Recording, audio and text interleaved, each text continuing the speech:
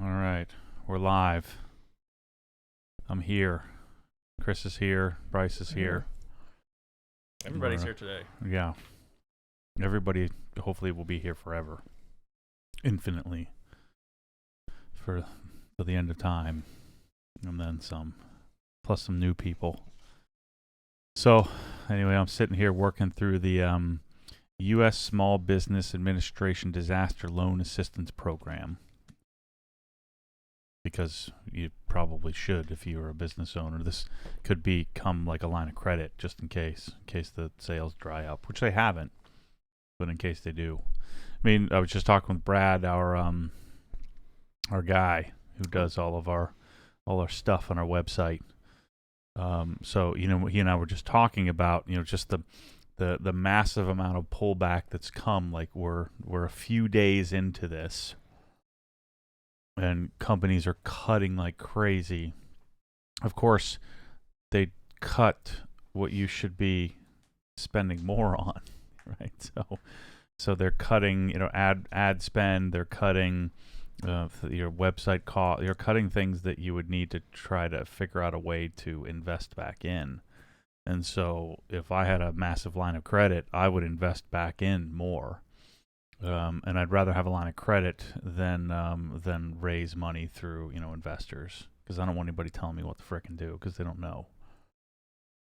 So, yeah. So what are the terms here? Do we know? Well, the cool thing about this, so this is what occurred to me, and you know me, I'm a little too transparent. I probably shouldn't talk about this stuff, but I don't care. I don't know what I'm freaking doing, so I'm trying to figure this out.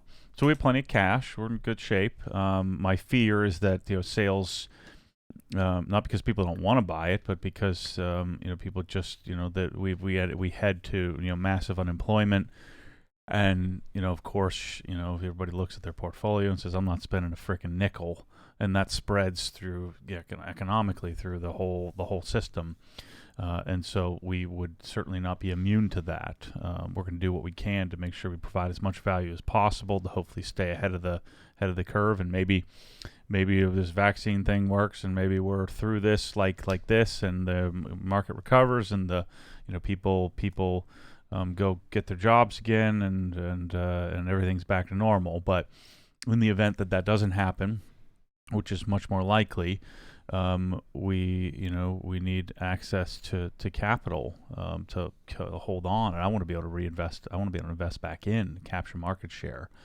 So when Trump was making an address, which I never watch those things, but I was flipping through channels and it just it preempted what I was watching, probably Blue Bloods or NCIS or something. I'm just kidding. Whatever was on. 6 o'clock news.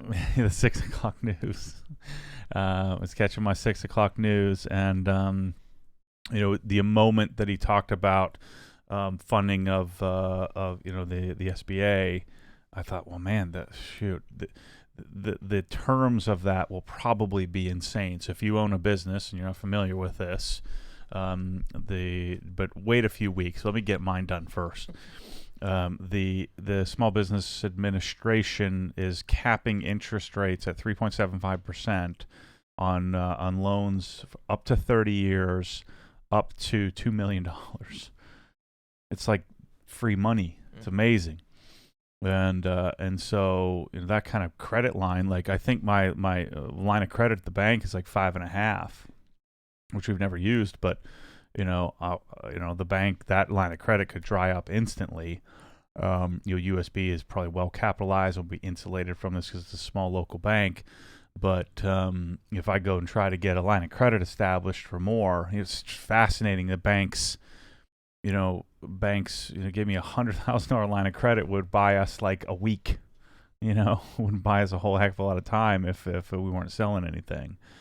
So, one, I hope that you guys keep supporting us and helping us, survive this. And, our sales are pretty consistent. I think we're down about 15 to 20% from what we were projecting. So we're still we're outpacing last year even still. But we were headed to, a week ago, we were headed to the gosh darn moon, And so if we're lucky, man, I would count my lucky stars if we continued just flat year over year. It would be insane. So there's a possibility that we continue to grow because we're gonna double down. We're gonna provide more value. We're all gonna work our faces off to get things improved, improve the user experience, come up with new products, come up with new ideas. For instance, this tire dressing that I'm going to be coming out with, we're just talking about. I'm just amplifying the timeline of getting things done quicker. And so that people, stay engaged, hopefully stay invigorated. And if we do end up, a lot of people end up staying home for a couple of months, I want to be a value resource to everybody. And there's a possibility we could continue to see growth, but there's also a possibility we could go bankrupt. So there's just every single business is having that same conversation. And so when Trump announced this about this, I would basically use it as a line of credit. I'm going to try to get everything. They give me $2 million to put in the bank, which would be reasonable. That'd be about 4 months worth of our spend. Then it would be about 4 months worth of inventory. Then we'd be in really great shape. And I'd be able to invest back in. What I would want to do is I'd want to really hardcore invest back into, marketing online, spending money, because everybody else is going to stop spending. Plus, we'll probably end up getting 2 for 1 on, rates will fall because there's less demand, and it will be a gosh darn a boom or a boon or whatever you want to call it. It'll be an opportunity, a major opportunity to do the opposite. To follow Warren Buffett's mantra of, be fearful when others are greedy and be greedy when others are fearful. And so that's the goal. So that's what I'm working on. But the problem is that website crashes every 3 minutes. I have to re-log back in and try to do it. Now I just added another 1,000 people to the site to go and log in and check it out. But I think what you want to do as a business owner, I'm new to this, but I think you want to take advantage of every opportunity you can. And if I can borrow at, and I know some of you that are, that don't understand how capital works because you have a regular job and a regular career and a regular house and a regular car. Most people don't understand the idea of capital. That if I have capital at 3.75% that I have access to over a 30-year period, which is unheard of in business, if I have access to that capital, I could generate hundreds, if not thousands of percent return on that money.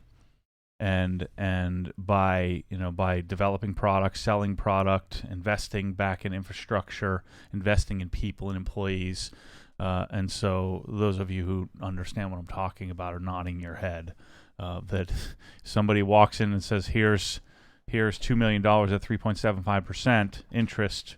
By the way, you can pay us that over 30 years." I'm guessing it's probably not even amortized. It's probably simple interest. I'm not sure. Meaning that the interest isn't front-loaded. The interest is equally distributed. We're talking about a fantastic opportunity to help us survive and advance, survive and capture, survive and build something that I think we all want to be a part of. And that's been my mission from the beginning, is to build a business, build something that people want to frequent, build something that I would want to frequent, and build it the best way possible. And a lot of things that are coming for us are efficiencies to be able to support the demand, like changing how we're inventorying, changing how we're picking and packing, we need more packers, and so I don't want to cut back. I want to ramp up.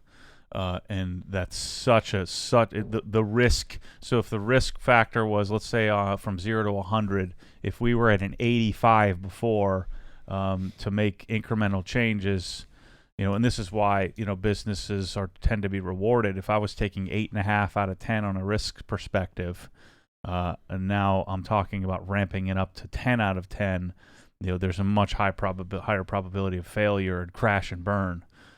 Which if is something that I'm at the limit of my risk appetite, and so I don't want to go to that next step of risk taking if I can help it. All right, let's get to a couple questions here to keep some folks entertained. So first of all, Dan, our buddy in where's Minnesota, says looking to get some longer Mosmatic wands. Can order online, but would like to honor the source and support OG. Can you special order these for me? Yeah. Kyle does it all the time.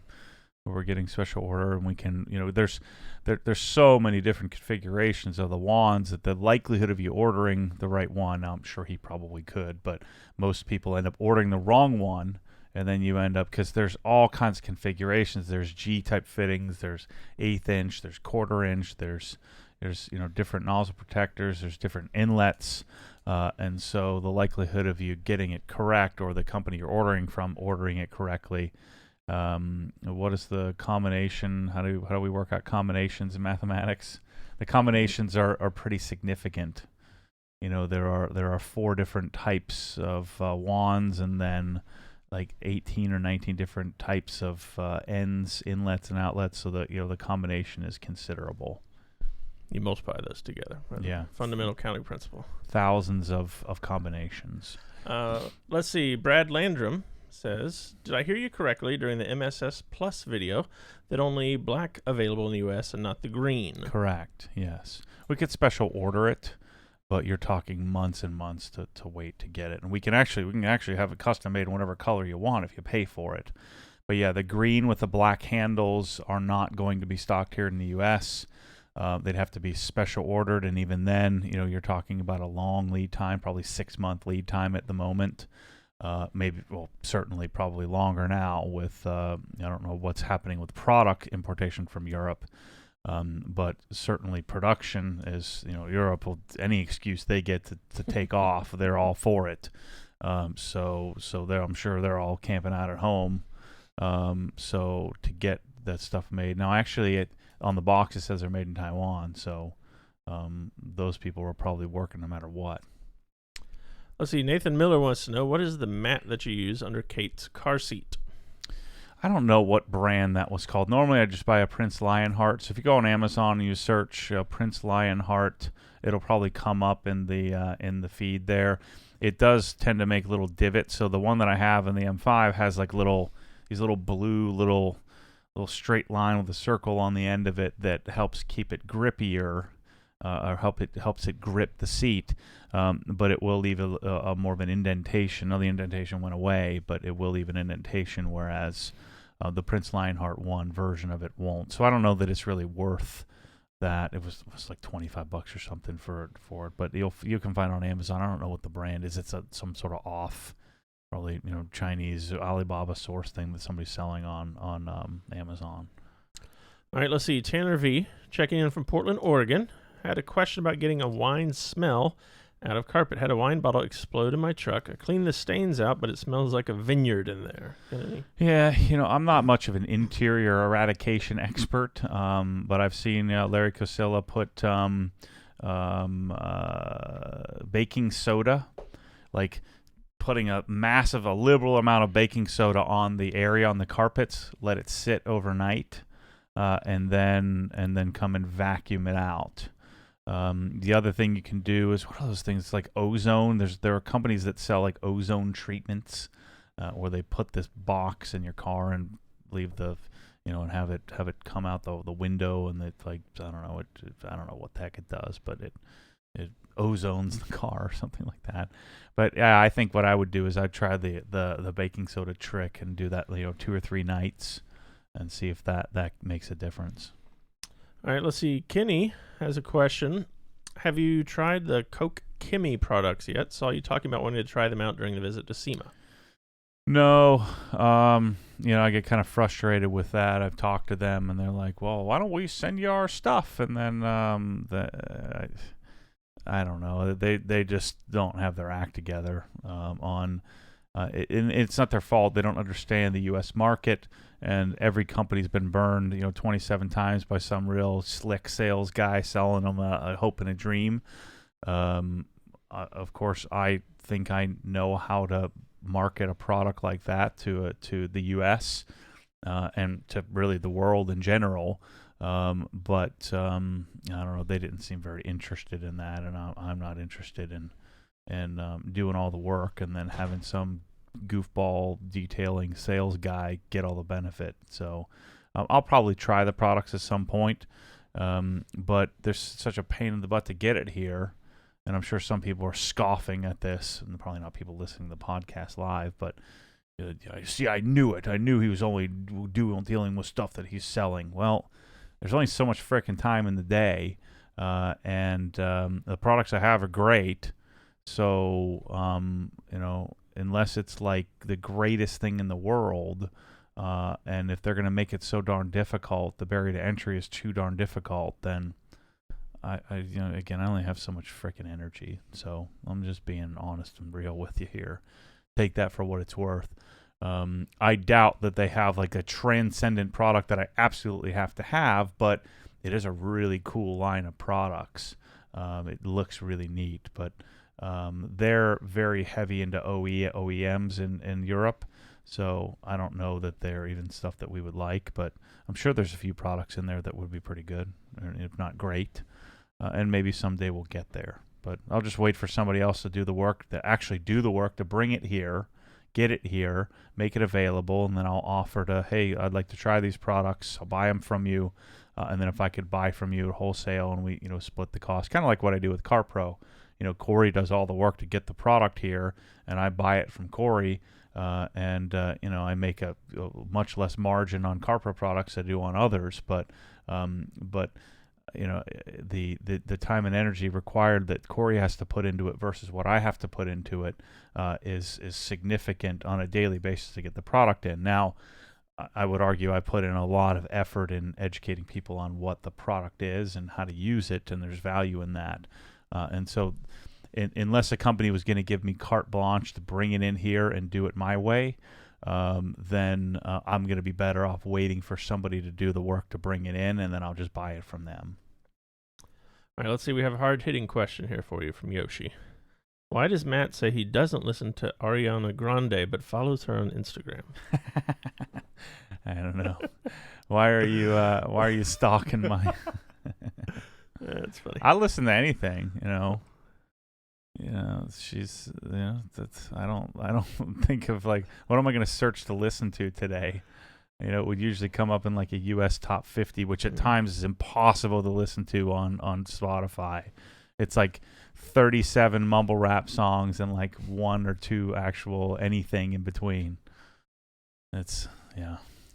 All right, let's see. Herbert wants to know, what do you think about Adam's Micro Swirl Killer? I bought Rupes Nano Long Neck, which I love. I want to know your thoughts on Adams. Yeah, I don't. They've clearly targeted price point, and I don't buy polishers based on a price point. So I would recommend against it. It's a Chinese private labeled product from a likely, I don't know how they do that, but it's likely from a catalog of Chinese products, and then they brand it for you. And so a lot of the Adams tools, all the Adams tools are that way. Now, Derek, the CEO of Adams, I've talked about, they have aspirations to continue to evolve that. But they have a different audience than I do and a different mindset than I do, and they're selling to broad appeal to everybody. And so I'm not interested in everybody level polisher. I want what's the best polisher, and it's certainly not that. So I'm just not interested in it, and I wouldn't recommend it. I'd recommend you pony up and get the real thing. All right, Paul has a question here, a quick interior question. When it comes to disinfecting interiors, any thoughts on if wiping down with diluted IPA solution will harm the leather? Ideas on Of course it will, yeah. I mean, I don't understand why we need to disinfect the interior of our car, but, trip out, I guess. Seen all these goofballs make these posts about it. It's just freaking stupid. I'm not disinfecting anything in my car. Just don't eat cheeseburgers in there and sneeze out the window. Wipe it down with interior cleaner. So I don't know. Is that what you do if you have to sneeze? You roll down the window and I just look at my sleeve right here. Just let it rip, and wipe it off. God dang it. Yeah, I don't even think you need anything. Just frickin' buy some interior cleaner and clean it out and clean the windows with glass cleaner and call it a day. Wash your hands every time you pee, because I don't understand what that has to do with anything. But yeah, just do all these things that everybody does, and I don't know. I just clean my interior when it needs to be cleaned, and don't slobber all over the place. Best I can do. All right, let's see. There's lots of interesting stuff here in the chat. But William says we're all home detailing right now our cars. Keep up the good work, guys. That's good. Yeah, I don't think all. I think this is so interesting. I mean, I have such a different perspective than I would have in the past. I mean, I'm not collecting a paycheck anymore. I'm creating paychecks. And so it's such an interesting time that to just shut the economy down at the expense of this is asinine. There needs to be some sort of balance. Everybody needs to be smart about it, but this is nuts. Everybody's sitting around at home. Eventually, I'd be scared to death if I was sitting around at home and collecting a paycheck. That paycheck's going to stop, especially if we're sitting around for 2 or 3 months. I'd be figuring out how. I've been yelling this in every video. I'd be figuring out how you can add more value than anything to your employer from home. Create stuff. Don't ask, because your boss doesn't know what to tell you what to do. The owner doesn't know what to tell you what to do. So you better start figuring it out. Figuring out what your job is and how important you are. Make yourself invaluable. Otherwise, I'm telling you. I just know if Chris and Kyle are sitting at home, and I'm going to make a choice between me, paying the bills to keep the lights on, or paying their paycheck, making their paycheck, I'm going to have to make a choice. But if Chris is at home killing it, because he has to be at home because the state closed it down or something like that, it's a big difference. So I'd be encouraging you, don't detail jack, get the frickin' work. Detail on Saturday for a couple hours. I'd be working on Saturday and Sunday if I were you. But I guess it depends on the job you have. There go my plans for detailing in this time off. I want everybody to be at home detailing because they buy stuff from me, but I'm telling you, friend to friend, get your frickin' crap together and figure out a way to make yourself invaluable. Double it up. I'd be working 12 hours a day, just making stuff up, figuring out how to. It's so fascinating. I'm calling all these companies and to buy stuff, and they're like, "Oh, we're so shorthanded. We'll get back to you." I'm like, I'm telling you, I want to buy like hundreds of thousands of dollars of stuff, and you're telling me you don't have time? You stupid? This is freaking ridiculous. Figure it out. Gosh, so dumb. Don't do that, people. Everybody watching this, be obsessed. Be better. This is your time. This is your time to, just like I'm talking about trying to figure out how do I invest back more, how do you invest in your career when it's not so simple? This is the way when everybody else is doing the opposite and doing less, how do you do more? How do you stand out? This is how you get promoted. This is how you get a raise. This is how right now it won't be about getting a raise. It'll be about keeping your job. How do you make sure that you're invaluable and creating and coming up with ideas, not annoyingly, but coming up with ideas and being okay with those ideas. Can't be, like Bryce came up with an idea. I'm like, look, I'm not freaking hiring anybody right now. So it's a great idea. But having Bryce would have to have the foresight to say, here's an idea I think would be good, instead of, annoying. He never didn't annoy me with it. He's like, here's what I think we need. So that I am at least thinking about that. But come up with ideas and do stuff. Do stuff to find money, to be, make your company more profitable. Do stuff to sell more things. Do stuff to improve something. That's the way to make it happen. Stop freaking detailing your car on Friday at 2 p.m. You can do that in the up times. Don't do it now. Yeah. Because then, you're going to be the first one to go. All right, Pristine Auto Detailing gives you some advice here. He did, or she, did their SBA loan last night, being trying to apply all week. The website works better later in the evening. Yeah, that's what it says. 7. We didn't have the option. They just made it available to Lake County, Florida yesterday. So, yeah, I'm planning to. That's why I was just kind of clunking through it, like doing other things. But yeah, I'll probably just get up at like 1 a.m. and do it then or something like that. All right, let's see. Our friend David here from Alabama says, which prior hose bibs would you recommend for surface mounting to a concrete block wall where the supply line is surface mount also? Ugh. You're going to have to go into the wall with the supply line because there isn't an option for that. Yeah, I don't think there really is an option. I guess what you'd have to do, you'd have to build like a box of some sort. You'd probably have to build out some sort of box to put on the wall so you can bring the supply line in and then come in. So you'd want the close coupled version. So a P164 has a 2-inch insertion depth. So you'd probably need to build a box out, so you could put a 90 on there. So you'd come into the box and then come out, right? So you'd have to come in straight and then 90 it into the inlet. So you'd want a P164, with a close coupled CC version. So it's called P164 CC, which has a 2-inch, insertion depth with a NPT, half-inch NPT fitting on it. And then you'd have to 90 into that. So you'd probably need another, at least an inch, probably 2 inches. So you'd probably want to space it off a 4-inch box of some sort. So, you could build that with with a 2x8 or something like that, or plywood, or maybe find some sort of metal enclosure or something like that. So you could build it out off. And then you could consider doing the Brick Buddy, which is the plastic mounting thing, might make it look a little cleaner. So Bryce is working on all that stuff right now. We should have it up today or tomorrow. All right, let's see. Jeff Lee here chimed in with a super chat. Thanks for getting all my orders out so quickly. Purchased a Karcher Cube / Cox hose reel instead of wasting money on toilet paper. OSG Solutions for the win. That's smart. So speaking of that, Jeff, I'm going to be publishing we're going to be sending out an email. I'm going to put it on the website. I'm going to make a video. I finally want to publish the spreadsheet, and then we'll work on this will force me that if we stay in significant downturn, if we are in recession and we stay there for a while, I'll be forced to spend a little more time providing more value on focusing on things like like Karchers and entry-level pressure washing packages and things like that.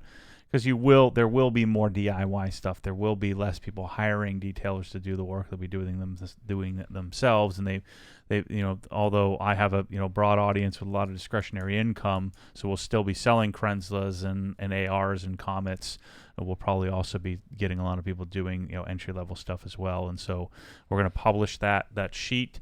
And I'm going to email it out to everybody who's on the email list on that have bought something from us in the past or have signed up in the store. And so we're gonna do that, and then I'll be looking for suggestions of what pressure washers, because there have been some new ones that have come out, like in the Greenworks line, the Ryobi line, to update the data there, but not do it in such grand scale. Do it one or two at a time. All right, there you go. You just answered Jonathan's question on Facebook about that. This is from Rick. Not sure if you addressed this in past discussions, but what did you end up thinking of the Angel Wax Clarity? Yeah, it's pretty good. I do want to add that to the store. I've been using it in the M5 for a while now. The nice thing about it doesn't seem to leave any kind of water spots or residue on any of the surrounding surfaces. Of course, you can dilute it and change dilution depending on how much freeze proofing you need. So that's a product I will like to bring in. It's on the really short list, but something that I'll have to scale up to. They'll have to scale up to as well coming up here. All right, Quincy asks here in the chat, what are your thoughts on the new Lake Country Udos polisher coming out? Do you think it will be compete with having to buy multiple Rupes polishers? No, it's not. It's not my favorite. It's really heavy. It's a really neat concept. You really understand. Now, if you never picked up a Rupes and you grab it, you'd be like, yeah, it's pretty cool. But if you've used a Rupes, the balance of a Rupes is so good that it's hard to use something like that has such a huge, heavy gear set. And it's going to be $650 or so, but it's going to solve the problems of many different machines. It's a great concept. I think version 3, 4, 5 might be great as they lighten it up and make it more smooth. Again, I'm not buying one. What I will be buying here, I'm kind of waiting to see if Rupes responds, but I will be interested in the Flex cordless stuff. So that's on my short list of stuff to get my hands on and do a car with it. All right, Red Eye Andy here, who's a pilot, he says. He asked, could I use Decon soap and auto scrub on a car with PPF? Oh yeah, sure. Sure. You just want to be careful with the edges with the auto scrub, but yeah, you definitely can. All right, let's see. I want to get to this question. It's an easy one for you from CSwift24 on Instagram. What pocket knife were you using in the Sonic MSS Plus unboxing video? I think that one was the what's the butterfly one? Shoot. Bryce, chime in here. The brand, the one with the butterfly is the darn. I guess the name is. It wasn't my Chris Reeve. I don't think I'd gotten that one out for it. So my Chris Reeve Sebenz is my favorite knife. This was like $100 knife. That dang it! Just Google butterfly knife. Why can I not remember that stupid name? Benchmade? Yes, thank you. Yeah, it's a Benchmade. I don't remember the model. It was something I bought when I bought my AR-15. I was in it that deep. I'm like, I need a knife too. Give me one of those knives. So. Bryce and Josh and Roger and Bringerwood. Thank you, Benchmade. Yeah, there you go. It's a Benchmade, like a 3-inch blade. I think it's okay. It's great, but then when you grab a Chris Reeve, you're like, oh boy, there's a big difference. All right, let's see. Jordan, both on Instagram and Facebook, he really wants to know the answer to this. I know it's been spoken about before in various videos, but what particular style are the 511 tactical shorts that Matt swears by? They're Vapor Light, which I don't think they make anymore. I think they're gone now. But yeah, I have the gray, light gray, and dark gray. And let's look them up and see here. While you're doing that here, Bryce says Pryor might be up during the podcast on the last product here. So hopefully today we'll get all that stuff up. Awesome. Bryce, email me when that's done so I can go check a few things in Ski Labs. Granger gets me all the time. They'll pay for all that, the ads at the top. I was thinking I'm going to 511 Tactical. Oh, we have a question here from Megan H. in Ocala. She says, are you letting the OGHQ employees go home early today, Matt? No. I just talked about double time in it. Asking for a friend. We want to survive here, Meg. Do you want a job or do we not? That's funny. She's at home alone with Harper right now, so that's well, she's going to keep getting a paycheck forever because the Uncle Sam is going to keep paying it. But old Maddie here wants to stay in the GT3, so I need Christopher here to keep me out of Hawk. It's very important. That's funny. Yeah. She knows that already. She's just busting my balls. Shorts. Yeah, see, they changed the name a bunch of these. I bought every single one of them. See, they don't even have them anymore. Vandal, Forge. So maybe there's a different version of it. But it was the Vapor Light. And because I have a bunch of them. A lot of them are too heavy. But they don't have it. So I don't know what to tell you anymore. All right, let's see. This is from Brian Schwab here in the chat. Hi, Matt. I'm in the process of doing a full paint correction on my MY20 M2 competition. It's black. I've invested about $1,000 so far. I don't know what product to use for coating the glass that will protect it. Yeah, I mean, definitely Wolf's glass sealant is my favorite. I'm gonna be testing out some other products here coming up again just to make sure. But I keep coming back to Wolf's. Wolf's to me is a lot like Adam's car shampoo. I just keep coming back to it. I keep veering, like chasing rabbits, and then I come back to it. So I would get yourself a bottle of the nano glass sealant. We solved all the problems of shipping. Where we, it's amazing how, if we went back and looked at all the things we've had to figure out over the years to make this thing what it is, get it to you without any kind of little bit. There was like a little weeping or a little bit of leaking out the bottom of the cap, and so we figured out how to get it to you without that happening. We're taping the caps. We're put Teflon tape around the bottles. Well, we finally figured out just put a freaking stop cap in it, and now it's solved. Yep, your dad came up with that solution. It's sitting right there on the shelf, and nobody else thought of it. Let's see. Q wants to know, why is there a toaster on the thumbnail here? That is our thumbnail today. Oh, Lord. It's a brat grill. It's a Johnsonville brats grill, actually. And we used that for lunch today. On Lunch Friday, we had some Johnsonville brats on the grill.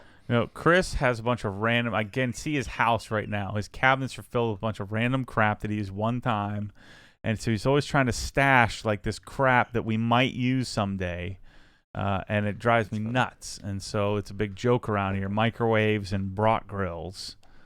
There's an ice cream maker somewhere. He hasn't found it yet. If I find that, I would literally go out and smash it with a sledge axe. We're saving that for the summer months. Let's see. How far can you go deconning a coated car? Decon soap and iron removal, clay, etc. Yeah, I mean, if you don't want to scratch it, it just has to be iron removal, which there probably won't be any iron. So, yeah, I don't know, man. It's like you almost want to just let it feel a little crunchy and then just wait. You could try using Carpro Reset or use Decon soap, or add some all-purpose cleaner to try to help lift some of the stuff that's on there. But I think 18 months in, it's sort of inevitable. You're going to have to polish it and go at it again. Lots of people will refresh a coating.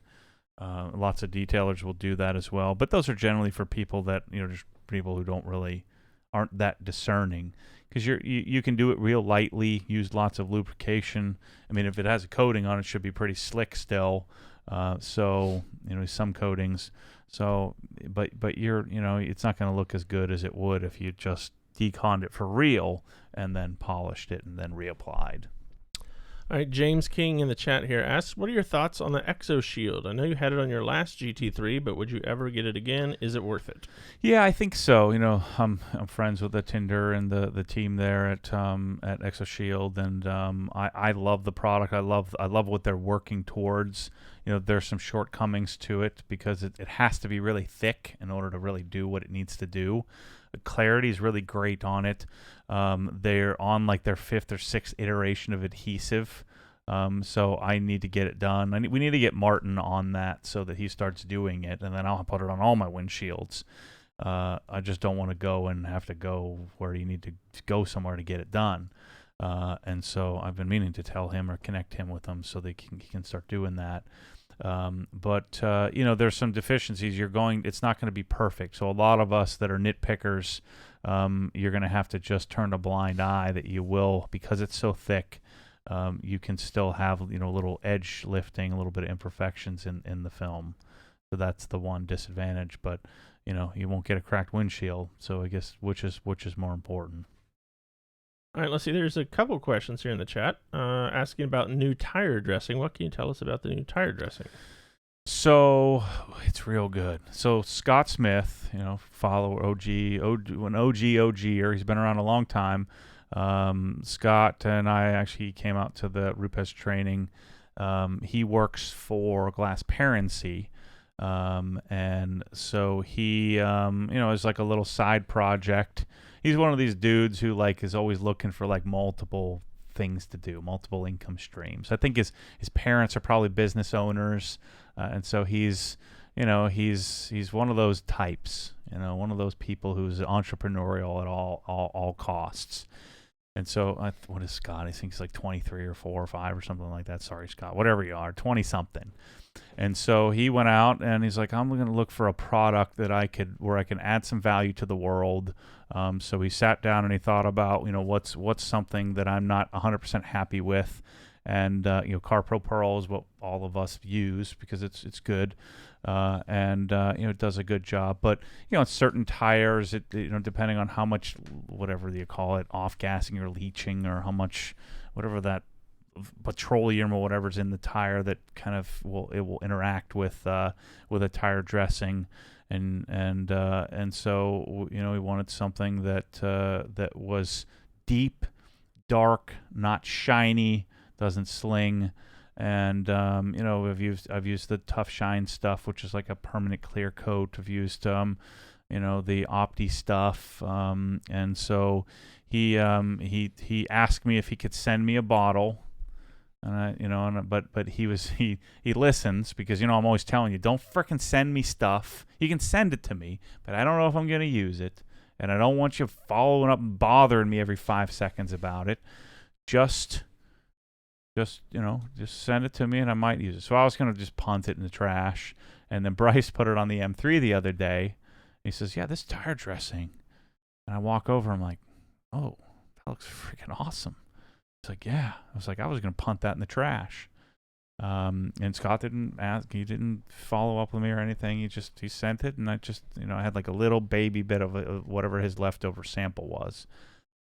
And so I called him after seeing it on the M3. We put it on the M5. Actually, after I put it on the M5 tires, I'm like, this is fantastic. I put it on just like Pearl, same application process. You can put it on with a foam block or like a brush of some sort. And it's super dark and deep and even.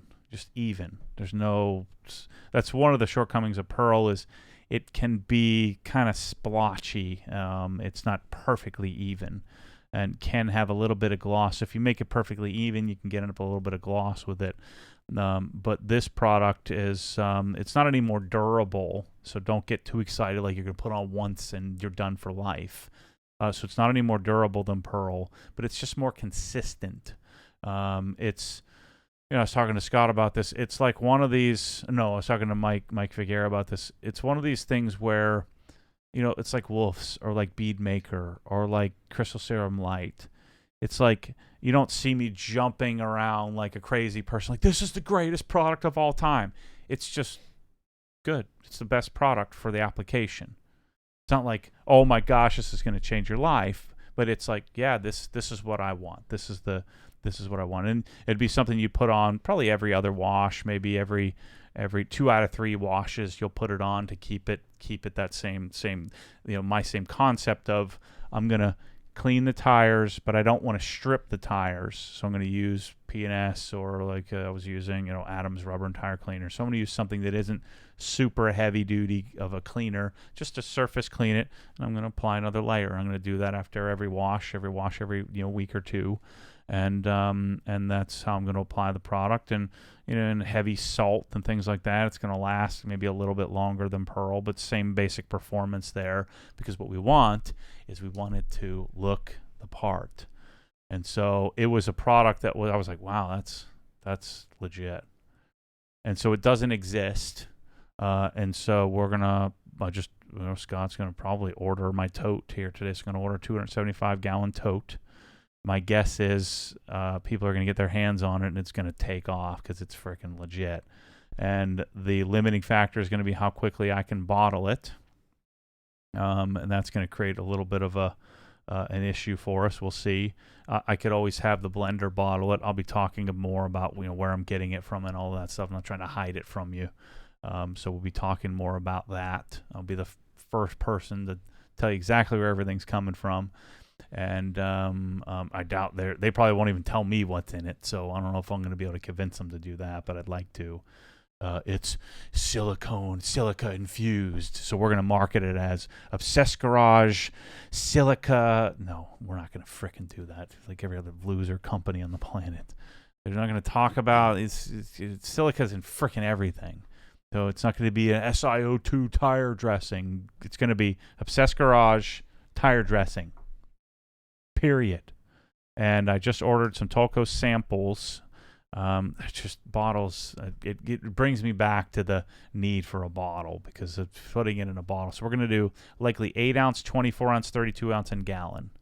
I don't know what the pricing is going to be yet. Probably pretty expensive because there's going to be one-off, handcrafted stuff here. And then eventually I'll have the blender bottle it for me. But I just don't trust. It's something I don't trust the blender. I don't trust myself to be accepting of how they're going to bottle it and label it. So we're going to bottle it. We're going to label it for the time being. I'm hoping we can have it in about a month. We'll probably have the product sitting here. Maybe we'll do another signature edition for the first batch because it labels will probably be the hold up because I need to get the bottle to figure out what bottle I'm putting it in. And then figure out the label. And I'm certainly, I would love to put it in the CarPro bottle that Corey provides me, but I'm certainly not going to do that. I'm not going to replace Pearl with a similar product and put it in a CarPro bottle just because they allow me to buy it. So I have to find a different bottle for that, and just I want to do what's right, and that wouldn't be right for sure. So, yeah, that's what we're working on. And so the way we're going to set it up is Scott's going to set up an LLC, and he's going to buy the product from the blender, and then I'm going to buy the product from him, and we'll have it be sort of we'll be effectively splitting the margin. My dad's going to do a case study for me of how many bottles do we do in an hour, and then what does that cost, from a labor perspective, and then Scott and I are just going to split it down the middle. He's the source.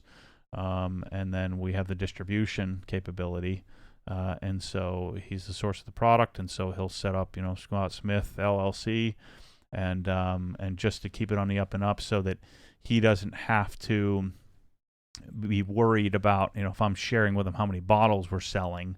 I just want to keep it, because partnerships, doesn't matter how great it is in the beginning, but if let's say we start selling, $2 million a year of a tire dressing, when money's involved, everything's hunky-dory when there's, promise. But when money's involved, I'd rather set it up so that there aren't going to be any discrepancies here. And so, the way that we're going to set it up is we're going to, split down the middle what the margin is, and so we'll need enough margin to make it work, which won't be difficult, but it'd be no different than me buying Adams soap or me buying, P&S products direct, from the manufacturers. Scott will be my manufacturer, if you will. So even though technically, we could just go, I could skip him and go right to the blender. He's the source. So I'm going to honor that source, and it'll be probably end up being a really nice side hustle, because I'm telling you, you guys are going to freaking want this crap. It's legit. All right, speaking of P&S, we had a question here from PB Detail on Instagram. Do you have any plans for any package deals for P&S Detail Bead Maker or Breakbuster 32-ounce bottles with rags coming to the OG store? It's funny you should mention that, sir. What we were talking about doing is so we're going to be doing a giveaway on the M5, right? So I'll explain the M5 in a little more detail here in a minute. We're going to do a giveaway on the M5 and then a giveaway on the Corvette, like back to back, if I can schedule it all out. And hopefully it doesn't get stale where the Corvette doesn't go, or I don't get enough to make it work and I lose my shirt. So there's a gamble there. But this is Bryce's idea. Again, honor the source. Bryce came up with the idea. What we should do is take and put together little kits. Put together, whether it's a sample kit or we put together a kit of products that maybe people may or may not buy together. Maybe somebody's buying Bead Maker, but they haven't tried the other P&S products, where they can get these 3 products and an entry. Correct.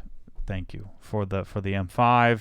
And there'll be a little extra markup in there, so that way we can get the M5 paid for, and given away, so freaking stupid. Why can't I just sell 100? Why can't I just sell freaking 200 raffle tickets or 2,000 raffle tickets at $50, or 100 raffle tickets at $100? So stupid. Freaking stupid laws. My car, it's my business, it's your money. Why is anybody telling me how to do this? So anyway, we're going to come up with some really neat little packages of putting things together, so that way, rather than just buying a t-shirt, so we're going to have, I was looking at cups, like a Yeti thing, but it's going to be like $70 for a Yeti. We should pay $70 for a Yeti cup. No one's going to do that. And I'm all for buying things of quality, but get out of here. I'm not doing that. So we're gonna do a shirt, a hat. I want to do that black Richardson hat, the one you guys have seen me doing. That'll be part of the giveaway. And so we're gonna create little packages of things. We're gonna allow people to re-up their membership on the membership platform. Obviously, new members would also count. And what I'm hoping to do is I'm hoping to be able to give away the M5 in 30 days. So we're thinking about April 15th. So yeah, I'm gonna maybe that'll spark a need to create little packages of things like what he's talking about for the keep permanently in the store. But I want to create something new, something creative, create little packages of different types of stuff that where people, because the neat thing about it is only one person is going to win. So getting some exchange for your entry is way better than just getting a raffle ticket. So it's just the raffle ticket would be much more efficient. What do you guys think? Make in the comments here. What if what if I do a picture of me, an autographed picture of me? Would anybody actually want that? I have such a hard time with that. I know some people would. I would want an autographed picture of Gary V. And if I got an entry to win an M5, and he's Gary V or somebody that contributed to my life, and I could get a cool picture of something. I'm trying to look at this from that perspective instead of I don't take myself too seriously, and so I have a hard time with that. But what do you think? Let's see. As an option. So again, what I want is I just want to create a way for it to be like a raffle ticket, but there has to be an exchange in value. There has to be exchange in something, and that wouldn't be the only thing. It'd be one of like 10 things, like we did the coin. Like people just buy a coin just because they wanted it, an entry of some sort. So we could create a new coin. If we needed to. I wanted to have a keychain, the RS keychain, but we just haven't been able to source the right type of seat belt or nylon material to make that work. Here are a couple ideas for you from the commenters. First two responses were no, they don't want a picture of you. What about an M5 poster? Ooh, yeah, good call, man. We definitely need to do that. That was Bryce.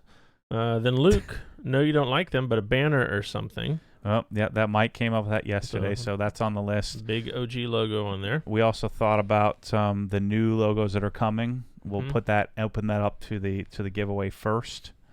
All these things have to, in order to, it doesn't do me any good to sell the same amount of stuff I'm selling and give it away a $100,000 car. That doesn't help me. That hurts me. And so it has to be something that we otherwise wouldn't have been doing, that someone would come in and part ways with a little bit more money so that I could give away the car. You know what I'm saying? I know it's hard to understand. And this one, I'm trying to structure it so that it's not about making it like the 1M. I wanted to make $1 million on it. We made $35,000 or $39,000 or something on it. I want to try to structure the terms of this as closely as possible so that we can give the car away just flat. I added it up after all the attorney's fees and everything. It'll be about $100,000 I would have into the car. I'm $87,000 into it. With parts and rough estimate parts, what I paid for the car, taxes and all that's insurance, all that stuff, excluding any labor costs, because I really didn't pay any labor costs outside of like alignments, stuff like that. So with the Sarah's fee and the bonding we'd have to do in New York and Florida, it'd be about $100,000 in. But what you can't do, I can't have a contest that's tied to a value. And so I'm trying to figure out how can I do this legally where I'm giving it away appropriately and giving it away as quickly as possible, where I get I get my cost back. But again, the goal of this is not to make a bunch of money. The goal of this is to get it onto the next person in as sufficient of a way as possible. And so I want that, if it were 15 days from now, I'd want to give it away. Let's move on to the next one. So I want to do this one a little differently, where again, I can't cap it. And it would be simple if we were doing raffle tickets, I could just cap it at number of entries. But I can't cap it. And one thing I consider doing, which again I don't think you can do, is we just set up X amount of each of the giveaway items that adds up to $100,000 in profitability. And once we're out of those, then we wait till the 30th day and then we give it away. So anyway, I don't know how we're gonna do it, but the M5, like I said, I'm 87,000 into it. 90,000 into it, and then we're going to have some costs associated with it. I've also thought about, well, why don't we if we give the car away and give $10,000 cash to help pay the tax. I'm going to value it at $65,000, which is a little undervalued. What I have, certainly what I have into it. but that will help people out from a tax perspective. And yeah, I think it can. I mean, it's certainly going to change somebody's life if they get that freaking thing. I think it's awesome. Let's see. We have a couple yes votes for a Yeti tumbler. But it's going to be like $75. Shares of OG Corporation stock. I talked about that. It'd be a novelty. You'd have to be careful with your securities rules and laws and stuff like that. But something like that, like in like a frame, like a frame certificate to hang in your garage. Just be something cool. I mean, I might like something like that. Honorary shareholder of Obsessed Garage. I limit it to that, limited to 300 people or something like that, and make it put it in a frame, an easy frame or something like that would be kind of neat. Trying to think of creative things that people would want to get my freaking M5 out of here, without losing my shirt. It's like an honorary degree. So right now it's for sale. I bumped it down 10 G's to save me from this pain, which is I'm hoping somebody doesn't buy it, but I marketed it $65,000, which is insane. I paid $57,000 for the car, and I've made it like 1 trillion times better, and I'm listed it for $65,000. People are like, oh, you can buy it for $35,000 all day. Show me. No, you can't. You could buy an F90 for $80,000. I said, yeah, and it had an $85,000 sticker. Get out of here. Well, I guess it'd have to be a $102,000 sticker because that's what they start at. But get out of here. I'm not an idiot. We have a couple suggestions for pictures. Want a signed picture of Matt eating zebra cakes. That was in there. Our friend Brad Bacon said that he wants a signed picture, but only if it's shirtless. Yeah, yep. I was supposed to be starting my program, but you guys brought me some freaking cake and pie. Ron says, do a giveaway of the low mileage mountain bike. Heck no, I've been riding that thing around like crazy. Let's see. Yeah, there's lots of calls here for like a banner or something too. People seem to like yeah, that we're going to do a banner. We'll do a few different sizes of the banner. We have the OG logo, the Hex logo in different colors that we did in the VinWiki garage. I think those will be really popular. I love the idea of a stock certificate type thing, honorary member or founders, like founders members, something like that. Obviously, inside the Hex, Mike's editing a vlog right now. He's putting a vlog up. So inside the Hex, I think is really great. If you aren't a member of it, you can go and sign up for it. We're going to give people the option that are already members to re-up, to add another year to it. It's going to be clunky on our end because of the application, but I think it could be fun. I was afraid to do another car giveaway, and so I'm going to do two. Makes sense. Yeah, so the Corvette will go second, and mainly because I want a little more time with the Corvette. Yeah, just a little more time with it. All right, let's see in the chat here. Russell asks, and this is what we were just talking about, actually, Russell. How about a smaller, cheaper version of the OG Hex to go on the wall? Yep, that's what we're so I think to. we have blue, black, and silver, like that kind of plastic, but it looks like aluminum, like that we did in the VinWiki garage. So, and we have 3 different sizes: small, medium, large. So like 8-inch, 14-inch, and 18-inch or something. I forget how big, or 24-inch or something like that. I forget how big they're going to be. And Bring Your Wood Screws follows up with, when will we see those? Those are, I think we mentioned last week that guy's making them was on vacation, so we're still waiting. Not sure exactly. Yeah, so we're talking about the giveaway. April 15th would be the start, with an interim hope that with a plan to end it 30 days, and depending on we could use depending on economically how it does, we'll have the option to hopefully extend it, because the virus would be the reason to extend it, if it doesn't do as well as we'd hoped. All right, let's see. I have a question here from Jeff's Detailing on Instagram. The new Cayman GTS has the 4-liter flat 6. Any interest in that over the GT4? No. I've been kind of balking on, should I even get the new GT4? The old one sounds way better. But yeah, I'm still on the docket. It's still part of the plan. Although if if the banks dry up, I don't plan on paying cash for it. So I want to I don't want to take that much cash and tie it up in the car. I'd rather finance it. You should only if you can't afford it. You can't afford it if you can't pay for it. Well, you're stupid to pay for it, especially if rates are going to be like 1%. When you'd be nuts to pay for it. It'd be dumb. All right, Tanner here on Instagram wants to know, this may have been answered before, but in your opinion, what's the best way to dry your car if you do not have access to a leaf blower? That's where I find myself running into issues with preserving my paint.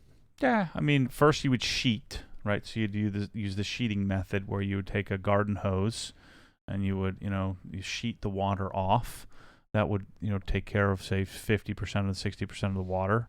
And then you just, dry it with your drying aid like normal, like we all did prior to blowing cars off. It hasn't been that many years where people were blowing off their car. Maybe a few guys that, reminisce about, they, remembered doing it for the last 25 years, but I don't know anybody who did it. They did that. That's more of a recent thing. So, yeah, I would do it that way where I sheet it and then use the water sheeting method and start from the top, work your way down, and then dry it. All right, EC has some praise for us here on Facebook. I got my Crinzilla 1322. I got it in last week during the podcast and can't believe how I washed without it. My only minimal gripe would be that Crinzilla uses styrofoam packing peanuts in the box. I was picking bits of styrofoam out of the unit for a while. Makes me appreciate the OG packaging even more, especially when I got my foam quinning. That must be a new thing. Yeah, I think when we got the 1122 here for the pictures and stuff, I think there were peanuts in that one. Interesting. Yeah. That's a new thing because it wasn't the case before. They're always trying to improve because it's a 50-pound brick that gets sent to you, and it's just a high probability of damage to that thing. All that weight transfer when someone drops it from 4 feet off the back of a truck. So they're always trying to figure out ways to get it there more efficiently to people. Have we sold any of the open box ones? We sold a bunch of them. That's why I kind of have my email here up buying it, so I could keep an eye on that. Yeah, so we have, if you want one, we have, I have more that I'll probably bring in. I think we have maybe 15 more at Crinzilla. I just didn't have room to take them all. And so what happens is, some of these things that do get dropped off the back of a truck or somebody buys and returns, which is really rare. We don't get a lot of returns. Maybe one a quarter of someone who is too stupid to read everything we talked about in the thing. I literally couldn't give you any more information if I tried. So let's say a lot of times what happens is like the plastic will break if they, the plastic housing will break. The pumps are virtually indestructible outside of a few little weak points for cosmetically. And so what happens is, we get from time to time, we get them back, or they replace one, or maybe sometimes they'll have like a seal drip, and rather than trying to fix a brand new one, with someone, they'll just send them a new one. And so they send them back, they bring them back to factory spec, just like MacBook Pros go out and the keyboard doesn't work, and so they replace the keyboard and then sell it as open box. And so we had 10 of those. That we're moving through, and then we'll have I'll bring some more in. So if you want one, we'll call Patricia after we sell them out, and then we'll see how many more they have, and we'll sell the rest of them and just have them ship them direct. Yeah, as of right now, I think 7 of the 10 we have are actually paid for and sold, and I'm waiting to hear back from Oh, good. People. Awesome. So they're $100 off. The margin on those pressure washers is not crazy anyway. We sell them for $950. They cost me like $700 something bucks. So I make a couple $100 on them. It's like 22% margin or something like that. So it's not like we're making a frickin' zillion dollars off of where I can mark them down 30%. It doesn't make sense for me to pay you to buy a pressure washer. So we need to leave some because we're paying for shipping on those. It's like $50 or more, between $35 and $75 depending on where you are in the country.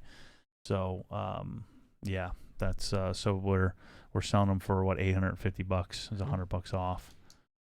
Yeah, everybody in California, their eyes light up when we do stuff like this. They're like, free shipping, I'll take it. Yeah.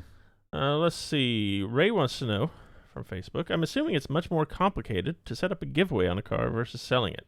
Is the time spent on the giveaway worth the extra financial gain? Just curious to know your thought process on the finances. That's why I just said, if somebody gives me 65 G's right now, I'll take it. It's $35,000 difference roughly of what I would expect to get from the giveaway. The main advantage of the giveaway for me in this current environment is to drive traffic, get people engaged, get people excited, give people something to do. Be able to do the live giveaway and stuff like that. It's a great car. So that would be the main advantage but for the 35 grand, that's a lot of money, but would I be better served spending that time elsewhere? The car's already done. The time's already spent. So I don't think the time we're going to spend setting up the giveaway versus the difference in what I'm going to get for the car, I think it'll probably be worthwhile. All right, let's see. Brian Schwab chimed in the chat here. He had a super chat up here earlier, and he kind of messed it up. That's okay, Brian. Matt, have you ever owned a set of BBS wheels? Do you feel they're worth the extra money? HRE, I'm looking at $10K for a set. What wheels would you recommend that's near HRE but around $6K? The BBS wheels are great. The problem is their offsets are usually weak, and they don't offer a lot of customization. So depending on your car, depending on how accurately they did set up the offsets, like in E92, you buy FIRs for it, and you got to run a spacer in the rear. Otherwise it looks weird. It looks sunk. So where HRE, you can get whatever offset you want. So it really just depends on what car you have and how good the offsets are. And you just have to kind of ask the dealer that you're buying them from. But I think the fit and finish of BBS is better than an HRE. HRE still has some small probability of some imperfections versus, again, although rare, BBS I've found are really spot on. I can't remember the last time I owned a set of BBS. It's been a long time. I think I've only owned one set ever. All right, Jeff Morris on Facebook asks, once the wall air goes live in the store, do you plan on selling tire inflation packages for it to include PCL inflators, all necessary connections, Bing, you're etc.? on to me. You're definitely on to me. Yeah, that's the point. That's the value add for me rather than just retailing something. So yeah, we'd have a whole package of Prevost fittings, upgraded hoses if we can, and then everything that you would need to make it function. And with a PCL tire inflator, blow gun. We gotta call Tornador. That's another company I'd want to have on the list to have the Tornador stuff available to you. So yeah, that's on the very short list. I'm waiting for the pricing guide. Werther's a real small operation. They've got just a couple of people that work there, and so I'm trying to get them. They have to create a sort of formal pricing guide for me because I'm outside of their norm, being a consumer-driven retail business. So I'm adding another area for them to penetrate, but they're also having to create a bunch of stuff from scratch for me. All right, let's see. Mark wants to know, have you ever tried the Esoteric Wash Sponge? Is it worth it compared to wash pads? The sponge, I'm assuming, is based on the original Kamikaze sponge, which Kamikaze sourced from some supplier in Japan, and then discontinued it for a while. I think it's probably the best solution if you have really, really super thin, super soft paint, like my black S2000. But the user experience of that thing sucks. It's so soft that it's so floppy, and again, I'm assuming it's the same sponge. But it's one of those things that I wouldn't use it unless I absolutely had to. I still have two in the corner of my cabinet sealed, in the package that I'd bought for my S2000 just in case someday I needed it. That was when they weren't available in the U.S. But the regular user experience of it, no, unless you have to use it, I wouldn't want to. It's just not it's just super floppy and not very ergonomic. All right, MK3 on Instagram says, do you have any interest in carrying the other P&S interior products like their 3-step kit? No, I don't foresee any need, especially with the SwissVax color lock stuff. You're going to see us coming out here with some really detailed advanced leather care and interior care coming up here in the spring when Ram gets moved in here in the U.S. I haven't talked to him in a few weeks, but I'm assuming that's still part of his plan. And so we're going to be hosting an online training mat and covering all the major topics to maintain.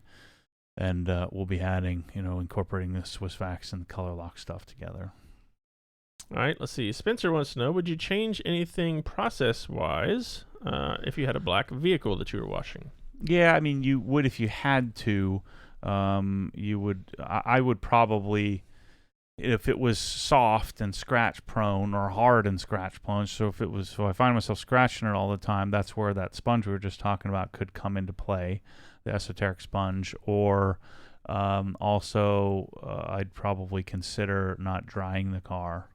I would consider, having it coated, and then I'd get like the RV Transformers really stout deionizer, and I would deionize wash from start to finish, both washing and rinsing with deionized water, and just blow it dry and not touch it. All right. Do you have any ability or connections to get the Krensla custom install pressure washer in other countries' electrical specifications?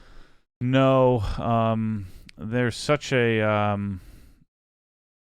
this is a project that I really should take on because it would be really profitable for me, and I would have to fight tooth and nail to convince to get to be allowed to do this. But I think the only way that I could do it is if I created a distributor, my own distributorship in Europe somewhere, and in Australia and in Canada, which it's just not in the cards right now. The cost and time and energy versus value to me is not realistic, and me partnering with someone is just not going to freaking happen. So don't email me. I'm telling you, but it's not going to happen. So most, like Europe in general, a lot of the pressure washing stuff is all sold, brick and mortar. And this is one of the risks to the U.S. market, is that we don't have any brick and mortar service centers. And so, people are going to have to be sending it back to HQ. That's going to be pretty costly for people in the future if they're not capable of performing their own maintenance. So, they don't want, online retailing in Europe and elsewhere is sort of really frowned upon. They're afraid of their, regular dealers, their regular distributorship. So, it's not in the cards for me right now.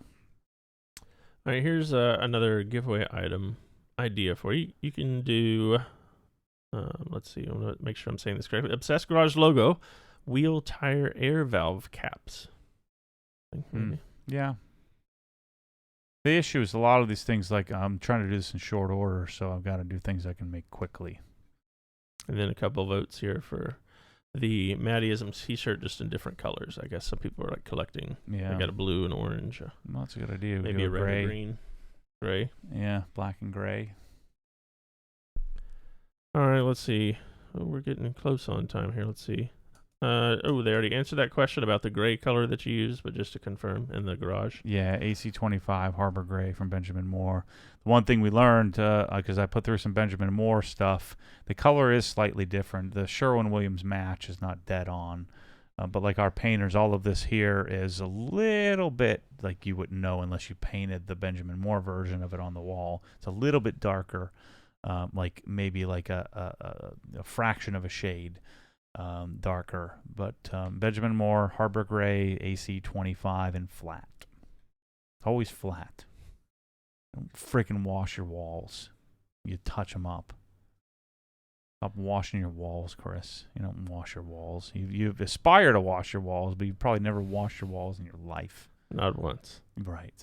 I don't eat cheeseburgers on my walls, so I need to wash them. Can you purchase items online from OG Store and pick up at the facility? Yeah, we're doing curbside pickup right now. We're like everywhere else. We're trying to keep people out of here. For the time being.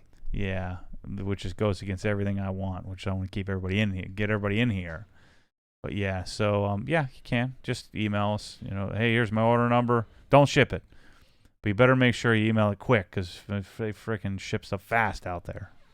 I bet you everything that's been ordered today has already probably gotten a tracking number. Yeah, it's pretty close. Yeah. Along with all those K1322s, and I got several emails in addition, so I think those are pretty much all like the gone last 10 orders haven't been shipped, but that's about it. Yep. Lots of orders. All right, well, it's 3:15. Been a good day. You're checking out on me already? Yeah. Trying to get out of my You have presence. 27 projects you got to go finish, and I got to get these K1322 sold. Yeah. Okay. All right, people. Thanks for listening. We'll catch you on the next one. I got to go eat some more pie.